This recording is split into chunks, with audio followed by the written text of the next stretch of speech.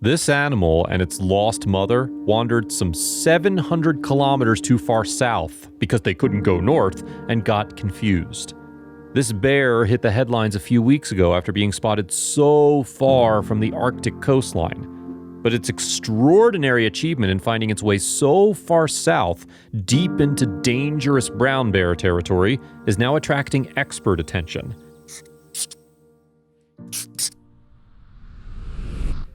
The young beast, only 10 months old, was found near a fishing plant on the Kalaima River, where locals fed the cub throwaway fish.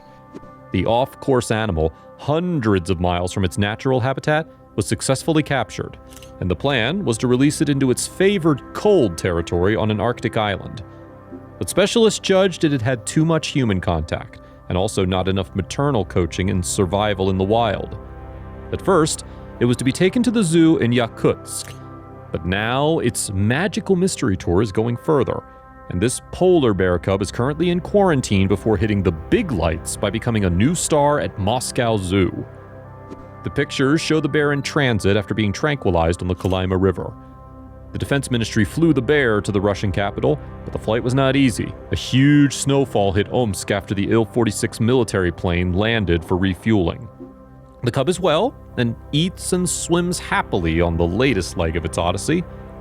Two key questions remain, though. How did the young cub, and presumably its mother, manage to walk so far south? And why? Also, if you have not done so already, please subscribe to our channel and click that notification bell to get inspired by these animal stories every day. Now back to the story. Yakutia regional wildlife expert Fedor Yakovlev says northern regions are seeing an increase in cases where bears approach reindeer herders and remote fishermen. True, no bear has gotten so far south before in Srednyokolimsk district. Recently, in the month of August, on the coast and the lower reaches of the Kalaima River, polar bears are beginning to appear, he said. They were unknown here until around 2005. The thawing of Arctic ice as a result of global warming has led to an expansion of the polar bear migration area, and now they're reaching out to human settlements more often, he explained. Because of the rapid thawing of ice, some bears die at the ice holes as they swim. Others go to people. To prevent accidents, in 2006, a project of the World Wildlife Fund Bear Patrol was launched in Chukotka. Currently, such patrols, consisting mainly of local residents, operate in many Arctic settlements.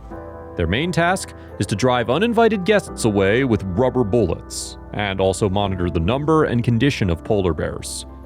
So he believes this cub, presumably with its mother that became exhausted from the trek, went further south and looking for food than other bears. But the reason was the same. There was no ice in the Arctic seas on which they would normally roam, and they did it to extremes. Some have suggested the cub might have been poached and brought by humans so far south. I rule out a version of poaching in relation to the bear's mother, said Yakovlev. The bear was quite well fed, indicating that she'd lost her mother relatively recently. My version is this. The mother of the cub was weakened, perhaps old or too young.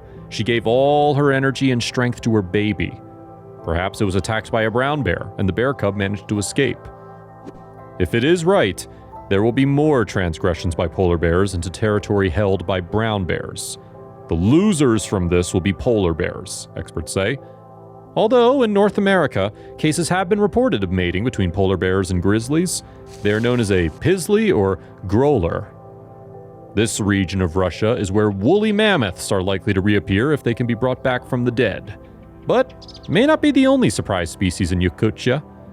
Meanwhile, if you're traveling to Moscow, you'll soon be able to see and admire this remarkable Siberian polar bear. If you liked the video, please give it a thumbs up and consider sharing it with your friends and family. Thanks again, and we'll see you in the next one.